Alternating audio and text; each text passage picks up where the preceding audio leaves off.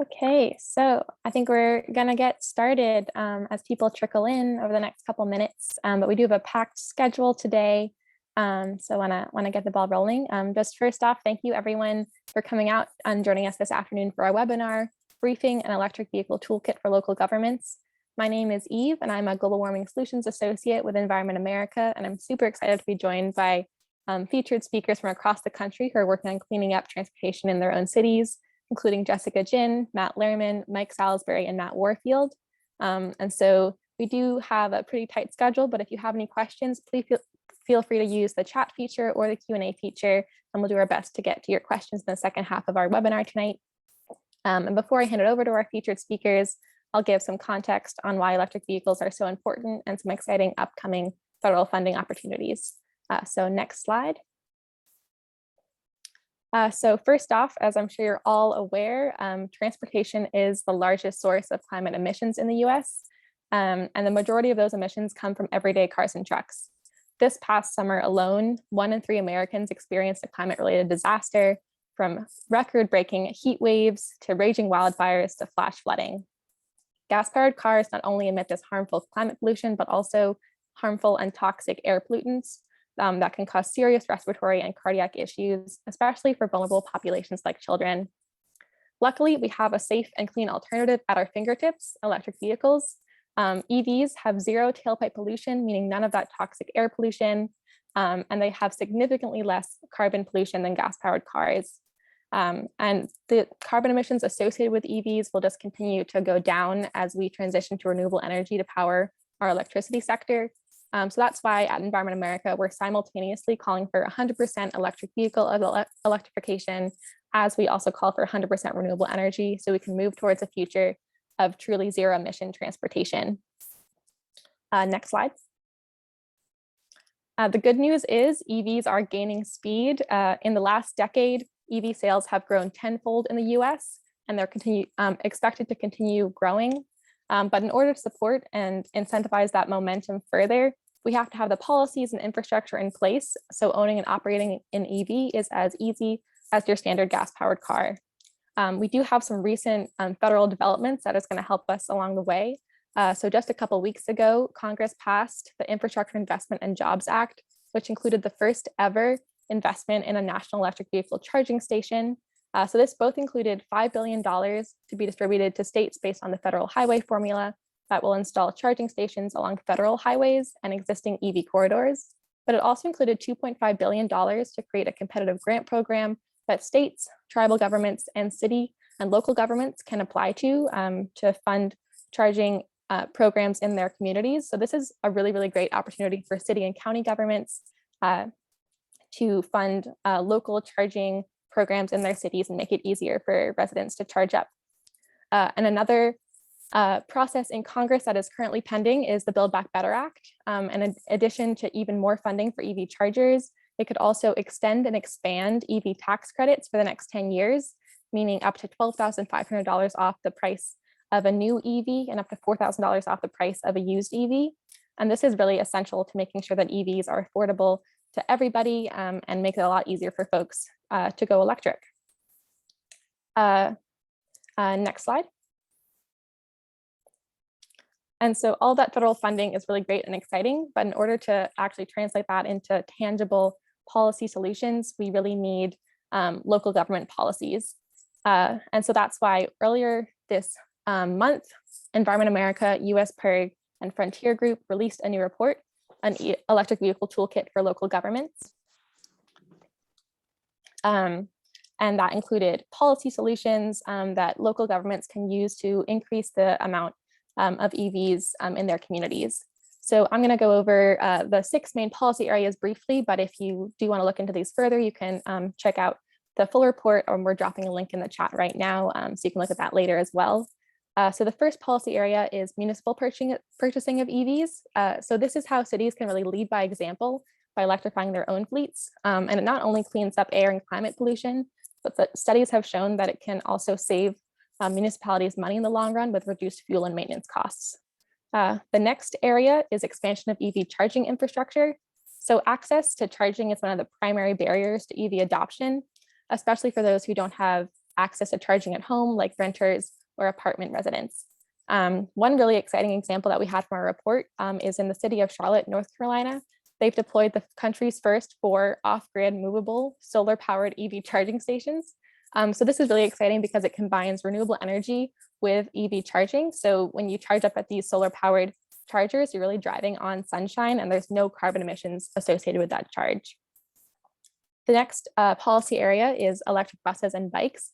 So EV policies really don't have to stop at cars because we have to work to transition all of our public transit and school buses to electric as well to cut those harmful diesel and climate emissions, especially for vulnerable populations like children who take the school bus every day.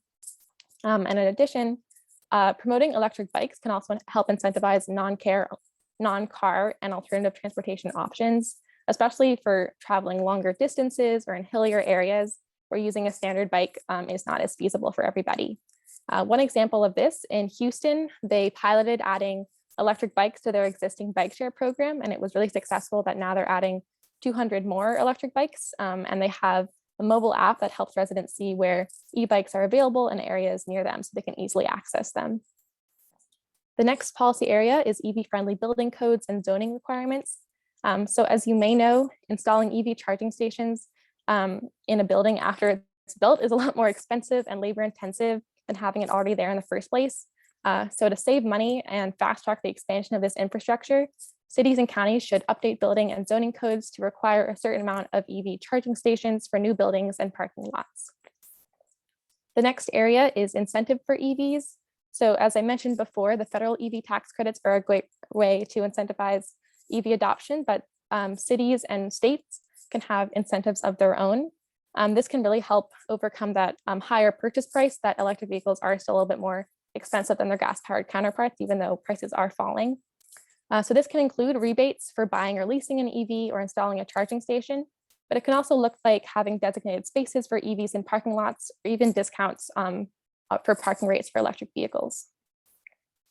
The final, but definitely not least policy area is EV advocacy and resolutions. So you can implement all of these policies in your city or community, but if residents don't know about them, they can't take full advantage of them. So by having public education events like ride and drives, residents can come learn about the EV options in their community and really become engaged and excited about going electric. In addition, having resolutions like going 100% into clean transportation can also help incentivize the adoption of these other policy areas and have a really concrete goal that cities can work towards and track progress towards that goal. So with that, I am really excited to introduce our speakers who've already been doing this work across the country to help make their cities more EV friendly and increase alternative transportation options. And so first up for that is Jessica Jin. And just to give a brief introduction, Jessica is a transportation climate advisor with the Natural Resources Defense Council to the Los Angeles Mayor's Office of Sustainability, where she helps the city advance their clean transportation goals. Prior to this, she served as a communications director at Asian Americans Advancing Justice Los Angeles, at the time the nation's largest civil rights organization serving Asians and Asian Americans. In this role, she developed digital and communication strategy for local, state, and national campaigns. She worked for many years in transportation electrification with the Center for Sustainable Energy. There, she worked with local governments and regional agencies throughout California on developing electric readiness plans and policies. Jessica is also a board member with API Forward Movement, a grassroots organization that cultivates vibrant and healthy AAPI communities in LA. She has a BS from New York University and a master's in international economics from University of California, San Diego. So thank you so much, Jessica. Take it away.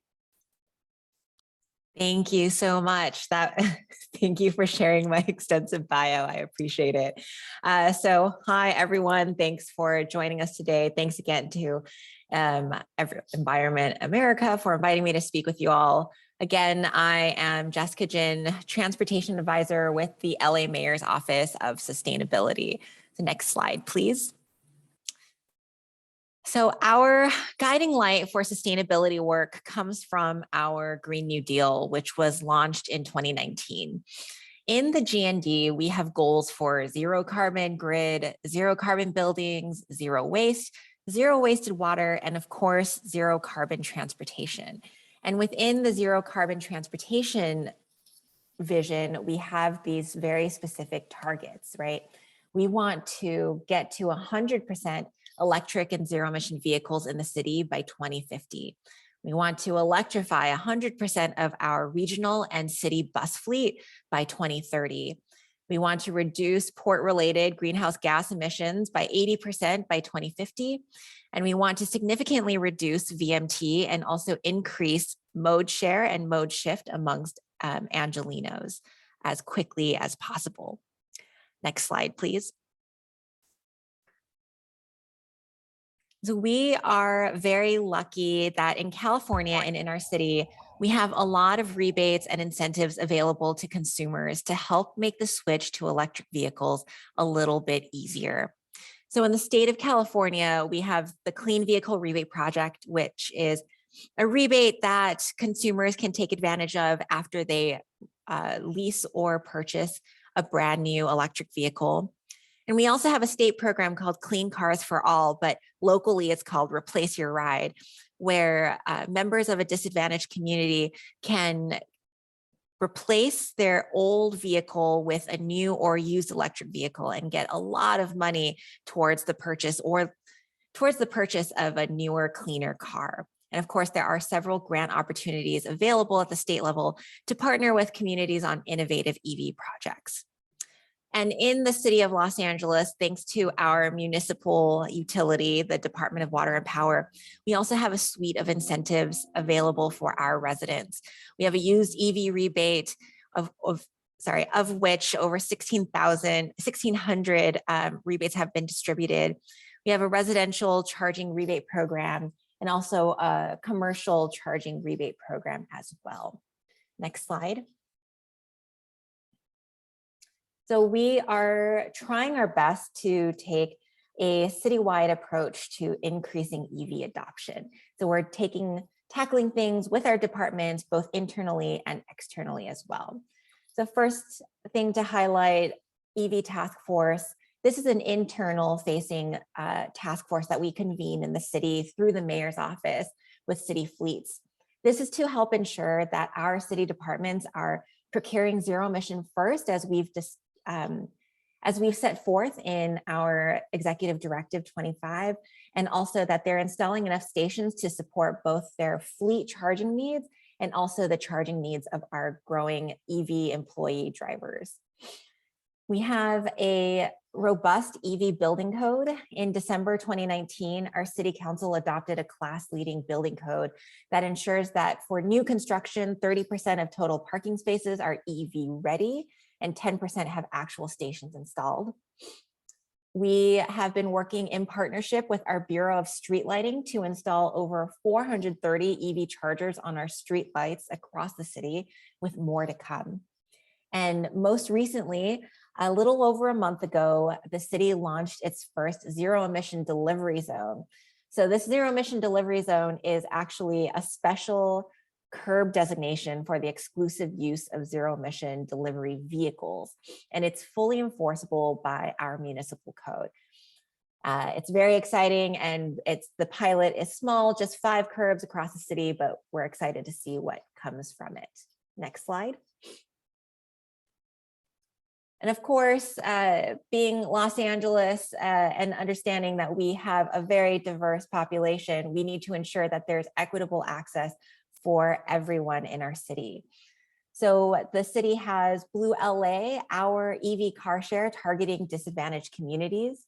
Currently, there are over 2,000 members of this EV car share program, of which over a majority are low income. This program has 180 EV chargers across 37 stations, and I'm very happy to say that the Blue LA program will be expanded in the next 2 years to include 60 additional stations. That's 300 EV chargers and an additional 100 EVs coming to more disadvantaged communities in LA.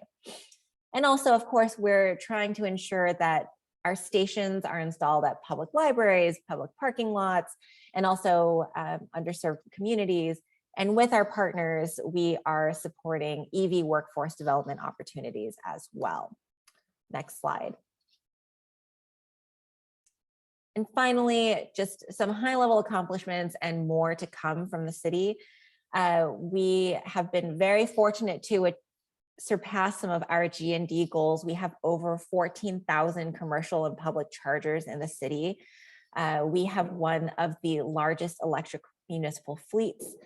And in 2019, we put forth the largest single order of electric buses in history, but that's maybe has been broken already because everyone else is doing such great EV work.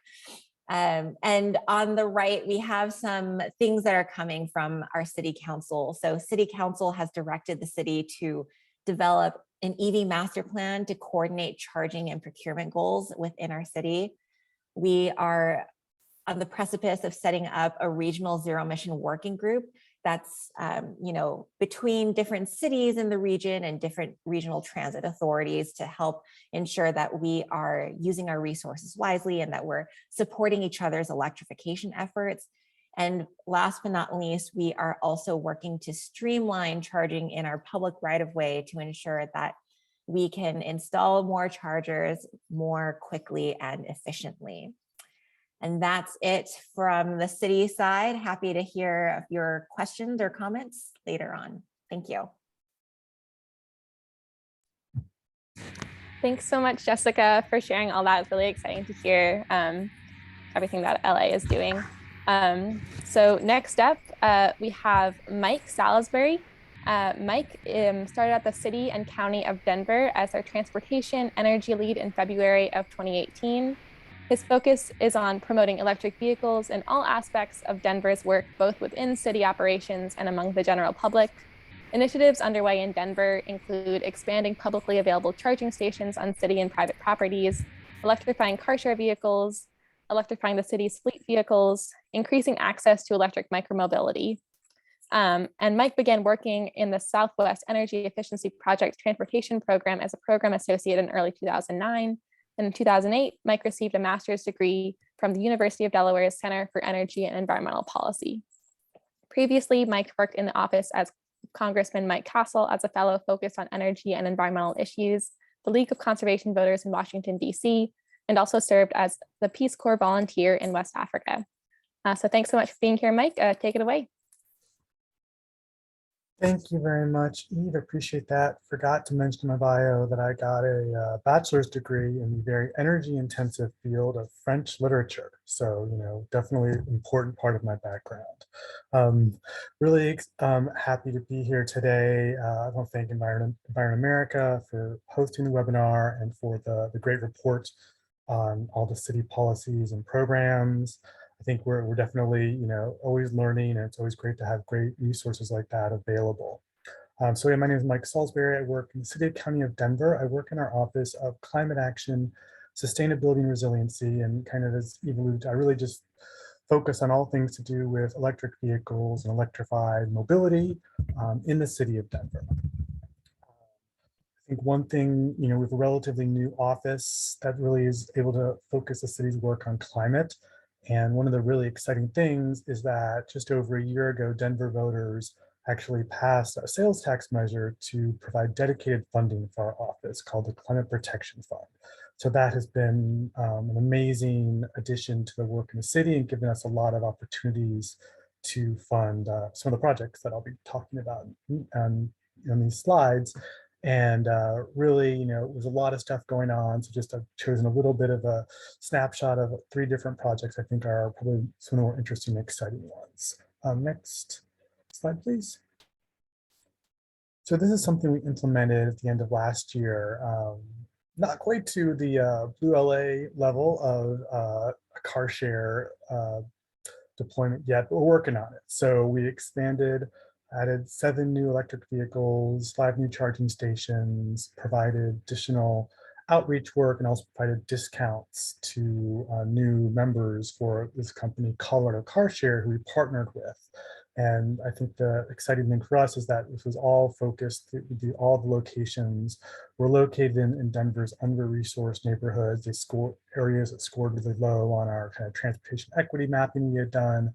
So this has been a big expansion for us. I think we had 1 electric car share vehicle in Denver before this project. So it launched at the very end of last year, and we've been kind of working all this year to kind of keep ramping up and kind of keep this outreach effort going, because it's really clear. It's interesting. Some sites have like take off right away, and other sites need a little more TLC. So we've been really working with partnering with, the affordable housing properties, other area, community-based organizations that are in the area to help get the word out, help us educate and inform area residents. What is car share? Why is electric car share even better than regular car share? Here's discounts that are available for local residents. So we've been working on that all year to try to, expand the impact that this program can have. So really excited about this, and we're trying to figure out, we have more plans in 2022 to kind of keep on ramping this up and keep on pushing this out into more neighborhoods in Denver. Next slide, please. Project I'm really excited about is we've launched 70 e-bikes into e-bike libraries across the city. Again, these are focused in dedicated, we call them, they're essentially under-resourced neighborhoods. The city has designated 12 different neighborhoods across the city where we really, all the outcomes are poor. So we're really trying to focus our work there. So we have these 70 e-bikes. They're free for use by people in the neighborhood, and they can use them for getting to work, getting to appointments. And we've been rolling these out over the last half of this year. Really exciting. We're starting to actually see some usage and people starting to take advantage of the program. Again, we've been doing a lot of partnering with the community-based organizations. We have a couple different models of programs. So a good chunk of the e-bikes are being deployed like with a community-based organization, an organization that is already in the community providing resources to community members. So someone's already coming to the organization to get assistance with, say, workforce development or for social services. And so the e-bikes are just kind of rolled into one more asset, one more resource that is being offered to the community. So people are not having to seek it out necessarily or find out about it. The other model we're looking at is deploying them at affordable housing properties. So we have a bunch of these deployed at affordable housing properties to kind of make them, convenient in a very different way. So it's actually, the e-bike is housed where the people live in the neighborhood as well. So we're really, I can't say, which model is working better, as they're very much still in their initial phases, but we're really excited to kind of better understand what works well, what doesn't work well, and hoping we can scale this up maybe over the course of 22 and do more of these and really figure out how we can, get that exposure to e-bikes, especially with income qualified residents. Because I feel like there's so much potential with e-bikes to expand mobility options for everybody. But I think with lots of new technologies, it's going to be a new thing, unfamiliar to people, even more so for lower income Denver residents. So we kind of see these libraries as a really critical first step to providing free access to e-bikes. We do also have micromobility options, but those do cost money for people to use. So this is another option to get people onto that e-bike, expose them to it, and hopefully that will help down the road get them comfortable with purchasing an e-bike. Next slide, please. And the last project I wanted to touch on is something that literally just launched about a month ago. We partnered with our city's Department of Transportation Infrastructure to do a MicroTransit service. So it's 3 vehicles, partially electrified. We have one van that is a handicap, wheelchair accessible, that is actually not electrified, which is very sad.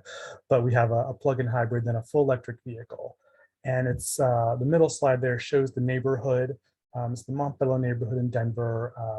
Again, a very under-resourced neighborhood, lots of mobility challenges, not great transit service, not great connectivity around the neighborhood. You'll see in that middle slide, the map, that point at the bottom is a really great, we have a light rail system in Denver, So that's a really great transit service that on a map looks like it's really convenient to the neighborhood, but if you try to walk that or bike that or take a wheelchair to get from the neighborhood on the north side of the map to that rail station, you'll find out very quickly that it's pretty challenging to get to.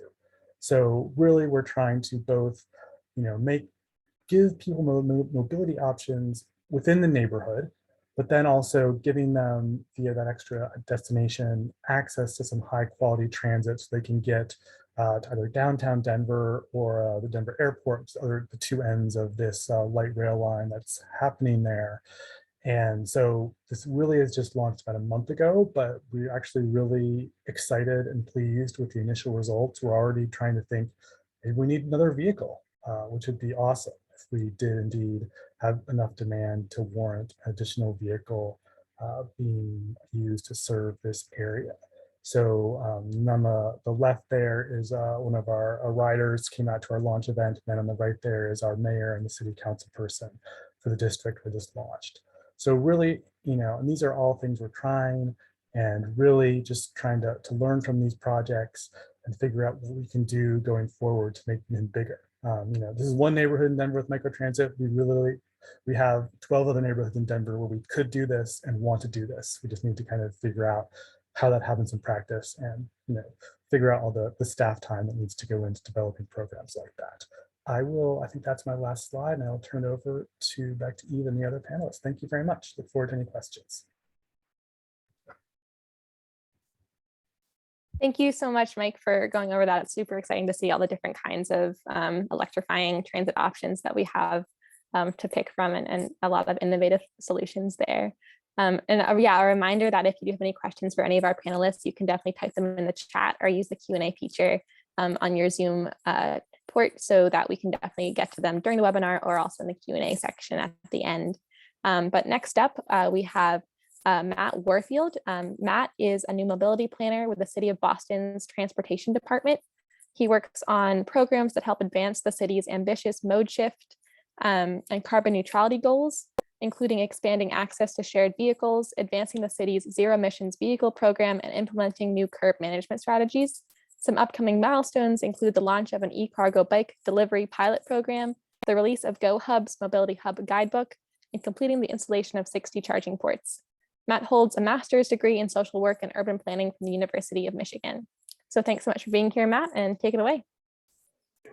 Thanks so much. And I'll apologize in advance for the background noise. It's the joys of being back in the office in the age of everything happening over Zoom. So thanks so much. Matt Warfield, planner here with the Boston Transportation Department on the mobility team. I'm going to go into the next slide. So the city of Boston has a goal of becoming carbon neutral by 2050. And you'll see here what this breaks down where our carbon emissions come from in the city. 29% of it is from transportation.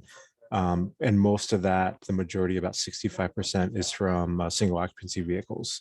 Next slide. And so what we're really focused on here is mode shift. So we want to get folks out of cars, we want to get them taking public transit, riding bikes, walking, and any vehicles that are left on the road, we want to see them be zero emission. So that focus is in all of our work as we're approaching electric vehicles. We don't just want to replace an ICE vehicle for an electric vehicle. We'd like to see the way people travel change to more sustainable modes. Next slide. And so one of the goals that we have is that 100% of residents will be within a 10-minute walk of a EV charger or EV car share. So this map on the right there shows where existing public EV charging stations are. And by public, I mean, you can go and access it. It might be in a parking garage you have to pay to get to. You might have to pay to use it, but it's not on private space and the public can access it. The city of Boston doesn't own too many chargers themselves. This is a fairly new program that's just started in the past couple of years, but we are working to expand that access. Next slide. And so we did some demand analysis and looking at the uptick in demand over the next several years, we have a long way to go to meet the charging demand. And so as a city, we've said we're going to go ahead and install 50% of those needed plugs. Hold on one second, sorry.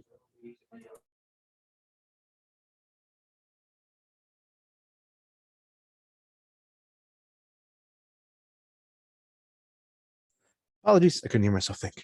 So 50% of those, we're going to install 50% of those plugs. And so right now we have planned and that are actually in implementation about 84 of those. And so we have a good number left to go as we near 2025. Next slide. And so the way we're doing this is we're focusing on city-owned assets and mostly off-street.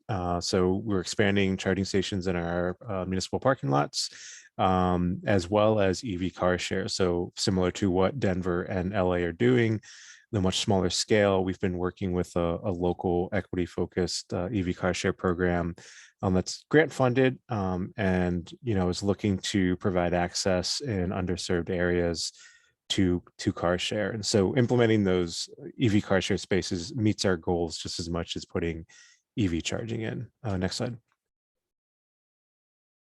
And that aligns with our overall multimodal goals. And so we want everyone in Boston to be within a 10-minute walk of a rail or key bus route, a blue bike station, which is our bike share program, and as well as car share. And so as we're, next slide. And so as we're implementing these co-located transportation options through our program Go Hubs, which is our version of mobility hub, we're also installing EV charging and as much as we can EV car share as a car share there. So this is a way that we're combining both our access to increasing availability for charging for electric vehicles, as well as encouraging mode shift towards other modes. Next slide. And so we're empowering people to make their own efforts to get electric vehicle charging stations installed. We provide resources on our website, how to guide for workplace charging, how to install EV charging at home. We have a state law here that allows, or a jurisdiction law that you have a right, if you're a condo owner, if you're in a multi-unit dwelling building, that you have the right to install an EV charger, and the board cannot deny you unless it has, can prove otherwise. And so we really want individuals and the private sector to take this up as much as possible, and for it not to be all on the public sector to lead this work. Next slide. And part of that is having our EV readiness policy, which similar to LA's, this is goes a little bit further, but so all developments that are 50,000 square feet or above that triggers our Article 80 process review are required to have 25% of parking spaces EV charger installed, and the remaining 75% is to be EV ready. And we have an entire equivalency chart. They could do DC fast charge to kind of reduce the actual space. That's spaces that are needed to be provided, as well as providing EV car share and so forth. But this is really to drive, again, the private sector to provide this infrastructure and to increase availability of charging within new developments. Next slide. And so this is an example of that equivalency chart, just showing that it's just not a one-for-one charger installation, but there's some potential for other mitigation measures. And the points is basically one parking space is 1 point. And so you can see, a DC fast charger would take up 8 parking spaces in terms of your mitigation measures as a way to respond. Next slide. And so we have some other resources out there if you want to take a look. Our zero emission vehicle roadmap details, the plans we have through the next several years of where we'd like to go with both our public EV charging, fleet electrification, and just encouraging the uptick of electric vehicles. And also our climate action plan details several programs and policies we're working towards to decarbonize transportation in the city. Next slide. And that's all I have. Thanks so much. Thank you so much, Matt. And yeah, there is Matt's contact info if you have further questions. But again, a reminder, if you have any questions right now, you can drop them in the chat or use the Q&A Zoom feature. But so our last and final speaker today is Matt Lehrman, the policy advisor for energy and utilities for the city of Boulder. And prior to joining the city, Matt worked for both Westar Energy and Rocky Mountain Institute.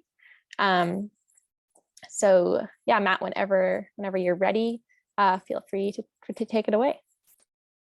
Thank you, Eve. Good afternoon, everyone. I'm Matt Lehrman. I am the policy advisor for the city of Boulder Energy and Utilities. And I am here today to talk a little bit about a pilot project that we have undertaken over the last, it's been about 14 months now since we've launched. We are demonstrating at our North Boulder Recreation Facility the ability to use an electric vehicle battery to discharge power in order to manage demand charges at the building. That's a mouthful. So taking one step back, we have about 32 vehicles in our fleet that are plug-in electric right now. And we've been operating them in various capacities for like the better part of 10 years now. So we have a lot of operational data. We know how they work for our fleet pretty well, and we know how regular charging works. And we said, what if these vehicles, which have a pretty specific use case, there's a pretty specific duty cycle. We know when they drive, we know when they don't drive. And is there a way to capture some of the value in the battery when it's not being driven? And so what we found at a very high level is, yes, there is. We partner with a company called Fermata Energy. I mean, at this point is the better part of a couple of years ago, but really launched this pilot in September of 2020 to answer the question, can we use a fleet vehicle normally with no changes to how it works? Any staff member who wants to use the vehicle at any time can use it. They don't need to check to see if the battery is charging or discharging. They can take it as normal. But in so doing, can we also reduce demand charges at the building? And I am pleased to say that, as I said before, yes, we've done that. I think on average, we have reduced peak demand about 12 to 13 kilowatts per month. So within Boulder, just to give you some context, we pay about between $18 and $22 per kilowatt for peak demand at the building. And so it's a couple $100 a month that we can save. Some months it's been closer to 15 kilowatts. There's been 1 or 2 months where it's been less. And it's really just a function of when the car is being used and when the peak demand of the building hits. Now, we have been somewhat, I'm reluctant to say this, both fortunate and unfortunate. It's certainly in the era of COVID, it's been something of a less than perfect test, I guess, for lack of a better term, because the vehicle is not used nearly as often as maybe it would have been prior to COVID, simply because of the reduced operations at the site and staff members that are working at other sites or working at home and so forth. So we definitely know that the overall usage of the vehicle is less than it was before COVID, but it's definitely given us the opportunity to say, hey, does the charging station work? Can we send it a remote signal to discharge? Can we monitor the building's load and figure out, when we need to discharge? And the answers to those questions are yes at this point. So that's really exciting. And when you think about, the savings, if you can save a couple $100 a month, you can start to think about like, how does that affect your ability to make the business case for more fleet electrification, or for uses for bidirectional charging for other uses, like for car sharing, for example, or for, for multifamily homes and things like that, places that might have a demand charge that you could reduce. And then potentially, does it even work for something like backup power? That's something that I know we have a lot of community interest for, particularly for people's houses. And it's something we haven't tested yet with this particular charger, but that's I think somewhat something of the idea for the next phase of the pilot. But at a very high level, that's what we're doing at the North Boulder Rec Center. And I don't know, I was given 5 minutes. I hope that's less than 5 minutes. Certainly happy to take any questions.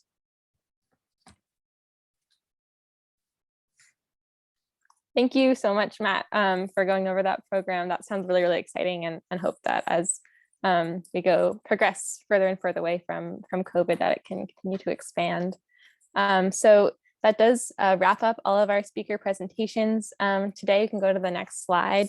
So we're now moving into the question and answer portion of the webinar. So people have already been using the Q&A feature on the Zoom or writing any questions in the chat. But if you have any additional ones, feel free to do that as well. We've had some good question and answers in the chat that I just thought I'd bring up for the whole group so we can have our panelists answer. One of them is just in general, any of the speakers can speak to this, is charging is the EV charging in these jurisdictions free to the driver? I think there was a couple different answers based on the city, but thought I'd bring that up so different cities can share how they're working around the price of EV charging in their cities. So if any of the panelists want to come off mute and share what's going on in their city for that.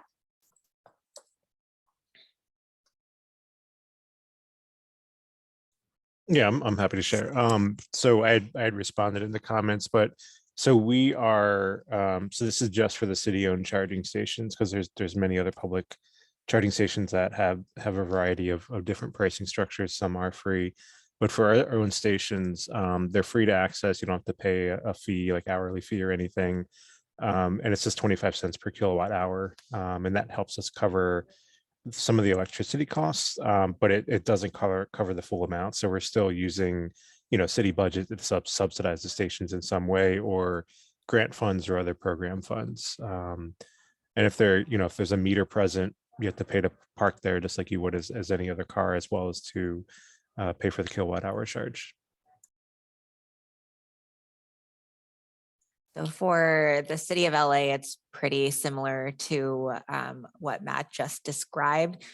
For some city-owned charging stations are actually free to use completely.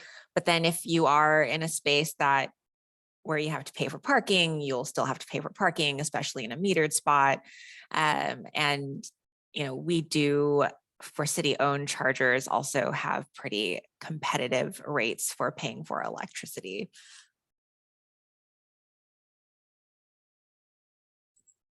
Awesome. Thanks so much to you both for going over that. So this next question is for Jessica. I think it also came out a little bit earlier, but for the LA curb management program, reserving areas for EV delivery only, how are you able to enforce that? And the person is, unable to imagine that being respected in Philly and New York. So how are you able to make sure that is respected? Yeah, that's a great question. So, we updated our municipal code to allow our parking enforcement to enforce this. And it is a bit of a difficulty to enforce it because it does depend on our parking enforcement officers to understand what an electric vehicle looks like. And beyond just, electric trucks, this zone is also supposed to be able to be used by like an e-cargo bike or like a regular bike that happens to be delivering something as well. So it's meant to be all inclusive. But yes, it does require the training of our parking enforcement staff to be able to identify correctly these vehicles. And also we at our LADOT, our Department of Transportation, we have a fleet program where the larger fleets like the Amazons and UPSs and FedExes have, signed up for, and through that program, they can put in their, vehicle. They can put in vehicle information for the zero emission vehicles that they do plan on deploying. So through our citation systems, we would be able to identify whether or not that vehicle is in compliance or not. But at the end of the day, one limiting factor to our ability to enforce is license plate recognition technology. Our city attorney does not allow us to use license plate recognition technology for the purposes of this type of enforcement. But if Philly or New York City does, then that makes it all the easier to enforce something like this. Awesome. Thanks, Jessica. And so another question that we had, this is for Matt Lehrman for the Boulder project. The question is, what types of special technologies are needed for the vehicle to building charging? Is it a special level 2 charger? Or if you could speak a little bit more to that. Good question. Yeah, so we Fermata Energy, the company that I mentioned that is our partner, developed. So they built their own charging station that is capable of bidirectional charging, and they send a signal to the car based on our building load that they're monitoring of when to charge or when to discharge. We can decide when to charge whenever we want, and we can override discharging, if it needs to be used for pool purposes, but it's their charging station. As for the car, it's just an off-the-shelf, so to speak, Nissan Leaf that we purchased from Boulder Nissan. There was no modification required.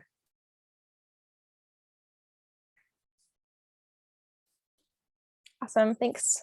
Matt, sorry if I could jump. Matt, correct me if I'm wrong, but I think it does require the vehicle to be, I think Nissan Leaf is one of the only vehicles that can do the vehicle to grid process. And so it does require a certain vehicle type to be involved in that. Yeah, not any electric vehicle can be used. That's correct. We are aware only of the Nissan Leaf and of the Mitsubishi Outlander plug-in hybrid that can be used. And the only reason I know that is we have a bunch of them in our fleet, and we were contemplating using one of those. My understanding is there's transit bus capabilities as well, but that's kind of a whole separate ball game entirely, for lack of a better term. But yeah, you're correct in that not any vehicle can just do it off the shelf. Those are the only two that I'm aware of.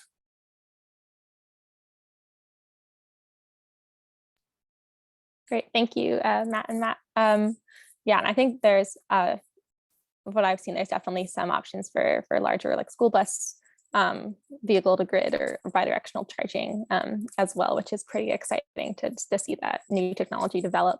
Another question that is also open to any of our panelists to answer is just more generally, if you have to prioritize one strategy for a political climate slightly less enthusiastic about EV adoption, would it be new construction code requirements or direct consumer incentives where the construction code requirements are affecting all and longer lasting impact, but the direct consumer incentives only affect some and money runs out eventually. So if you have any thoughts about that for what to prioritize in those conditions.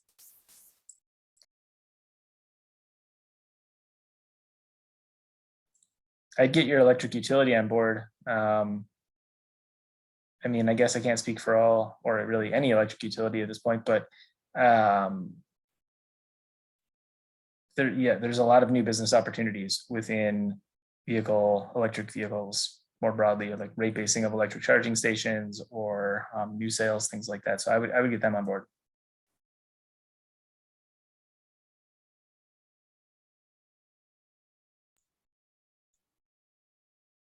I would just throw in, I think, I mean, because the challenge we have here is how much public dollars and resources should we be dedicating to this? And so as much as you can get the private sector to be doing this work, in my opinion, is a good one. So, if you have the ability to put this into building codes, as you had mentioned, I think that's a good way to go, especially if there's any new parking lots, parking garages, anything like that being built. Even within your own city agency, are you developing a new community center or library or park or something that you're adding parking? Start including EV charging and all of that as a way to get going.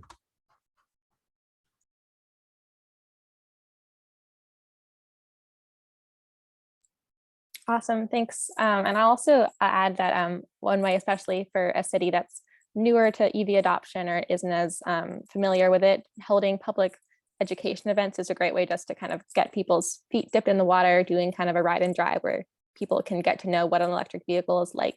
It's really helpful to kind of dispel certain myths about electric vehicles and get some more information about the advantages of going electric. So I would definitely recommend having that as well. And that can be not as high budget as a starting point. So the next question we have is, I believe for Jessica was speaking about this question from the chat. I've heard that light pole charging is quite difficult to endeavor to establish in a municipality. How was your municipality's experience, and would you recommend it to a city who's not already using this potential resource for light pole charging? Yeah, so I actually am not super familiar with the the origin story of how we decided to move forward with installing charging stations on our light poles. But of course, happy to follow up with that about that more offline. But we've had a lot of success with our deployment of charging stations on streetlights. Our city council was very, very much in favor of this. And when we first rolled out the streetlight chargers, we did it in an equitable way. So it's an equal amount in each council district. And, since then, we've really gotten the full support of, the mayor's office and our Bureau of Street Lighting and all the council offices to continue to think through our streetlight charger program and continue to think about how it can expand, especially in communities in our city that have maybe more apartment dwellers, for instance, so that there are other opportunities for them to charge.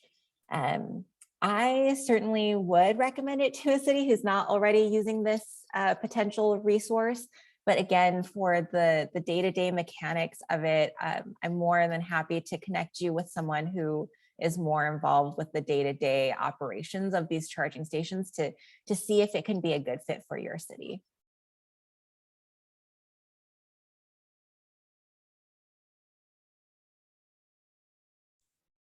I could speak to the challenges here in Boston with that, if it's helpful. So for us, and I know there's the utility here, National Grid did a pilot as well locally that, I mean, the challenges that have come up is essentially just attaching additional infrastructure to, light poles and light stations and just the added challenge that brings in terms of maintenance and upkeep, because the number one goal of a streetlight is to provide lighting and safety for pedestrians, road users.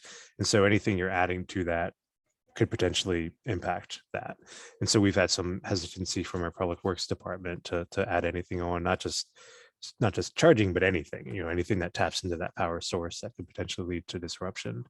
And I also think there's just the different ownership and divisions between, so who owns this charging station is now attached to this light pole, and how do you maintain it? What if it breaks? Are we responsible for doing that? So there's a lot of bureaucratic challenges. And then also the most obvious is that our light poles are not powered 24 hours a day.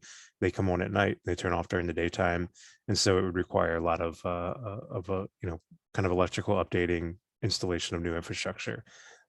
Which might be the case in some other cities, municipalities.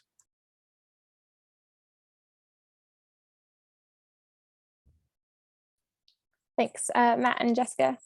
So this was also brought up in the chat, and I think there are some links dropped, but I thought I'd drop those links in the general chat as well. If there's someone asked if there's a good way to find EV-friendly building codes and zoning standards. One way is to check out our EV Toolkit report. It has some great examples of EV-friendly building codes that cities have implemented across the country. So I can definitely drop that link in the chat as well. But also looks like some of our speakers today have some links to EV ready codes. This one is from Mike, so we can drop this in the chat. And then Matt, who just had to head out today, here is a link for the Boulder codes that they're using to be EV ready. But also if any of the other panelists have any other thoughts about places to look to have good examples of EV building codes and zoning requirements.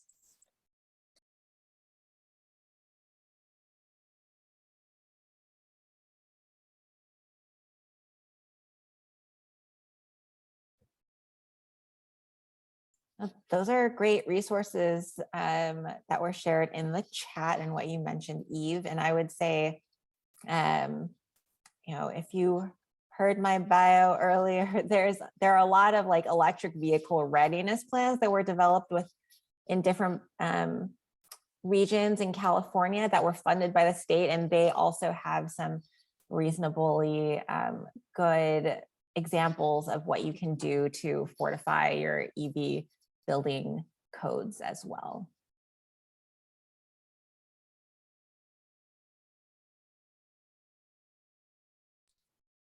Awesome, thanks, Jessica.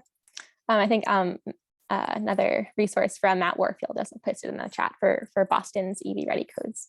So you can check that out as well. And we're coming up near the end of our webinar today, but just one question I just wanted to throw out to all the panelists. As you've been working on these EV readiness plans and policies, have there been any ones that have been most engaging to residents, or that you feel like how people in your community have been most excited about, that you've been able to kind of build those relationships around, or that have been really, really exciting for residents in the community to participate in?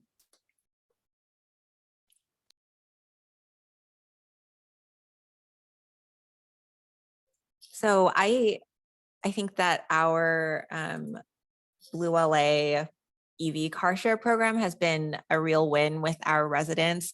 Our Department of Transportation has really found a great way to work in partnership with communities to ensure that they're being deployed in the right places, and that they're welcomed mobility solutions in those neighborhoods as well. And yeah, I think that they've shown that they're useful for a lot of these residents too, and it's something that has been working pretty well, and something that the city is consistently excited about.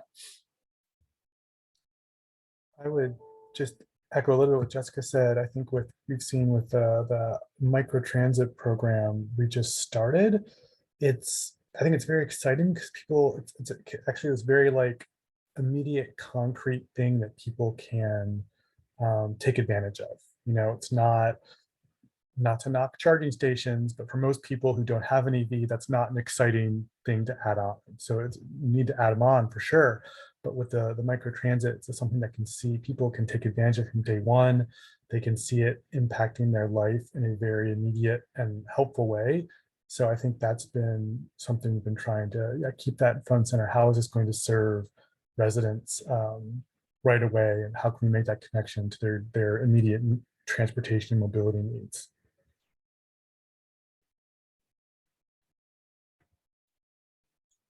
Yeah, and I would just say, I think that while it doesn't seem very exciting, but just the expansion of public EV charging stations in our municipal lots out in neighborhoods.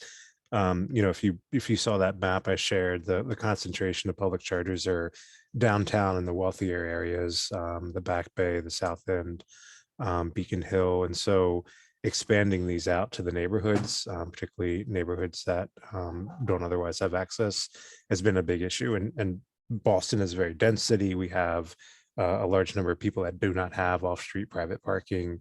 And so a lot of people are relying upon these public chargers to be able to own EVs. And so we've heard a lot of people now being able to buy EVs and other things that they wouldn't have otherwise.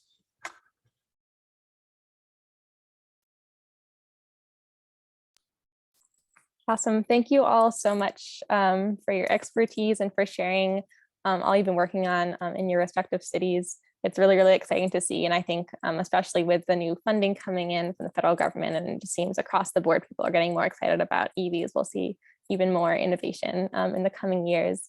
And so I think we're coming up to the end of our webinar tonight. Just going to go to the last slide. I want to thank you all again for attending and for your great questions. Here is my email and contact information, as well as the bit.ly to the report if you're interested in looking at that for more details. And we can definitely will be following up, sending a recording of the webinar along with any links that we were sharing in the chat. So you can check those out afterwards as well. But yeah, thank you again so much. And I hope you all have a great rest of your week and a good holiday. So thanks so much.